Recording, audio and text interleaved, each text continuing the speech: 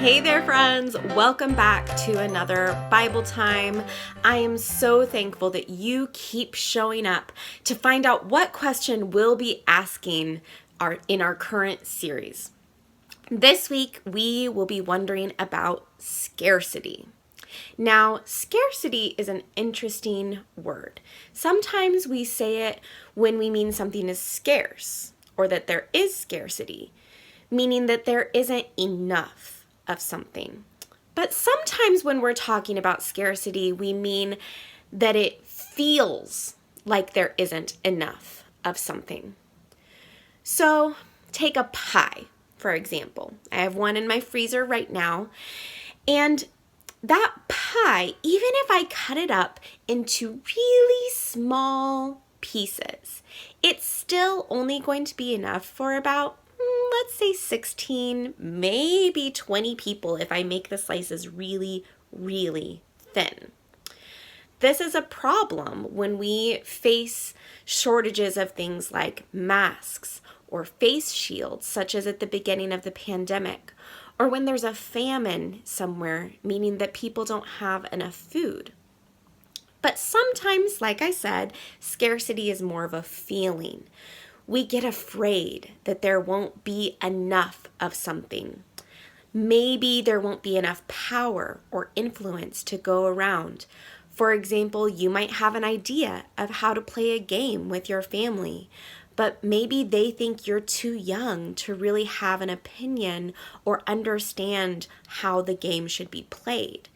And so in that instance, it might feel like there's not enough power or influence or understanding to go around. And then we start to feel afraid or even angry. Or another example of feeling like there might not be enough, when we feel like maybe the grocery stores are going to run out of toilet paper. And so we run out and we buy up all of the toilet paper, and then there really isn't enough because we bought it all up. But there really was enough to go around in the first place. We just got scared. As human beings, just the idea that there won't be enough of something for us specifically is enough to send us into a panic. So today, let's find out what Jesus thinks about scarcity, and specifically about the fear of scarcity. Let's ask Jesus, what if there isn't enough?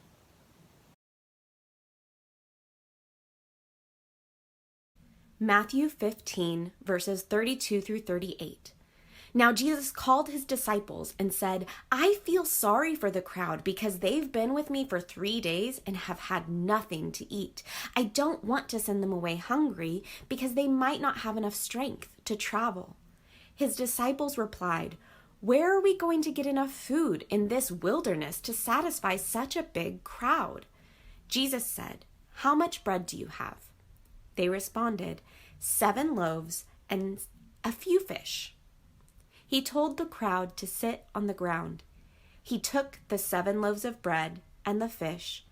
After Jesus gave thanks, he broke them into pieces and gave them to the disciples, and the disciples gave them to the crowds. Everyone ate until they were full. Then the disciples collected 7 baskets full of leftovers. 4,000 men ate, plus women and children. Wow! Did you hear that?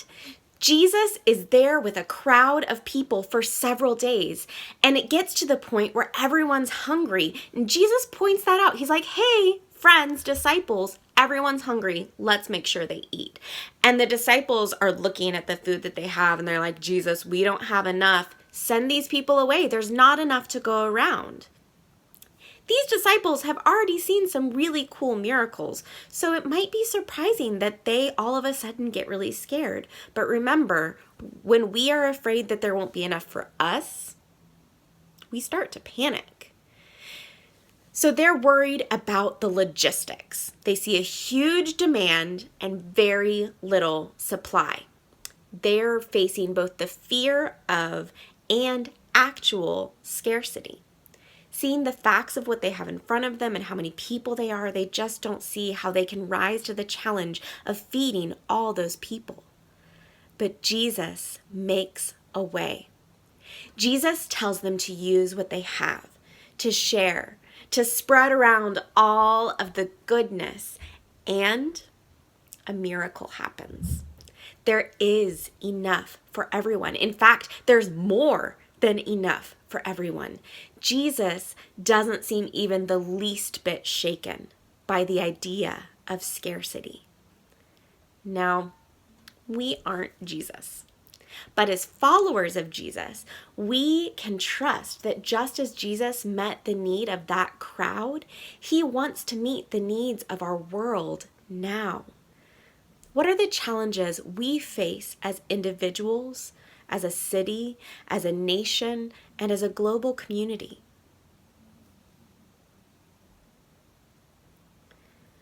What resources has God given us to meet the challenges of our day?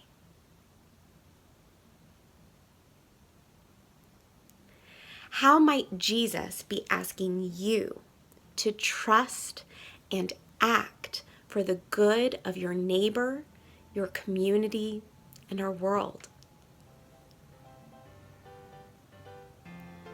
This week, as you go about your daily tasks, I challenge you to think about how much God has provided.